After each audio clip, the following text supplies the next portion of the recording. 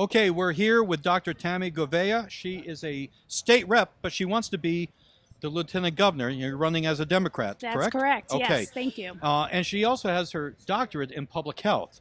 So we could have a very long conversation. We can't hear, but Sure. First of all, why do you want to run for lieutenant governor at this point? Yeah, so I have a strong background in public health social work, and I carry that forward in the ways that I have been legislating as a state representative. And I believe we can do more in our state to put the health and well-being of every single resident at the center of the ways that we're making decisions.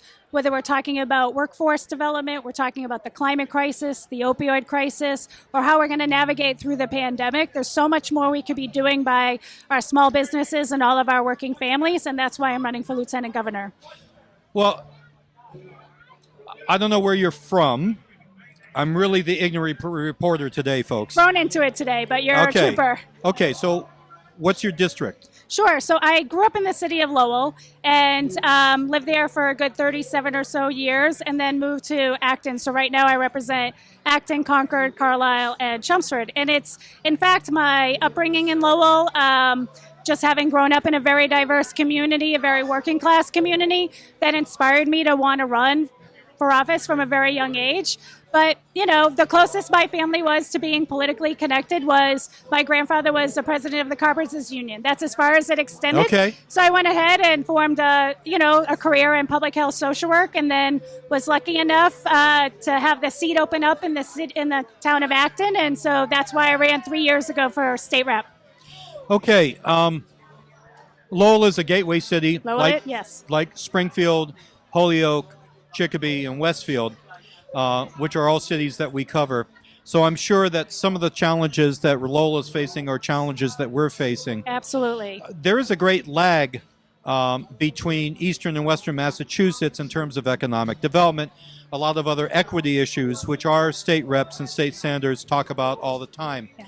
Do you feel that there's also lags in gateway cities across the state in terms of the kind of economic development that more affluent communities have seen over the past 10, 15 years? 100%. It's why I have spent, this is now my 8th time here in Western Mass as a candidate for a lieutenant governor, just leaning into my roots as someone who grew up in the mill city of Lowell.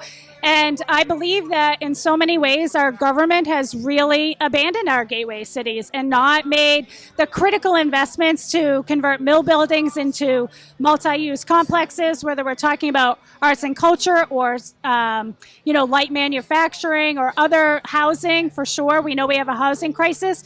I think we're in a place where we haven't really been innovative enough in how we've approached how to solve problems. And I believe it's because we haven't been asking the people who are experiencing those problems what their ideas are for solving those issues. And as a public health social worker, that's what I've done throughout my career. It's why I'm running for lieutenant governor, to be a bridge between the corner office and the people in the state. And municipal leaders have been really saddled with some really difficult decisions pre-pandemic, but through the pandemic, and I believe there's so much more we can be doing at the state level to support our municipalities, particularly our gateway cities. Okay, considering your work background and your education, how do you think we've done state-wise during this pandemic? I give the people of Massachusetts an A-, and I give the governor probably a C-. Okay, I wasn't looking for a grade, but I'm glad you gave me one. I'll give it to you. I'll give it. I'm a pretty straight shooter. So. Okay, so what do you think not just he, but his administration did not do well enough in your opinion? Yeah, just early on, not taking the pandemic seriously enough.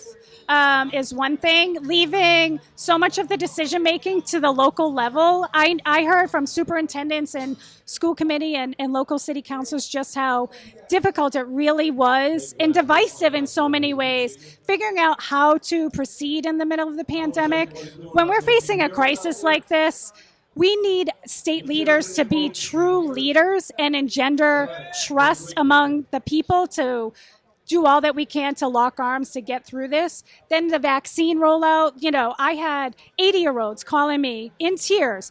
how do I get on a website, right? How do I find a vaccine? And now I have to drive an hour and a half in the snowstorm to go get a vaccine. We just abandoned people in the middle of this. So that's why I'm really critical of him and his administration. And then the other thing is, we are not using all of the tools at our disposal right now to make sure our small businesses can get back on track. I'm really worried about our restaurants and our bars in particular. I was a server. That's how I got through grad school when I was pregnant with my older child. So I know what it's like to be in the restaurant industry and to really struggle. My parents were small business owners.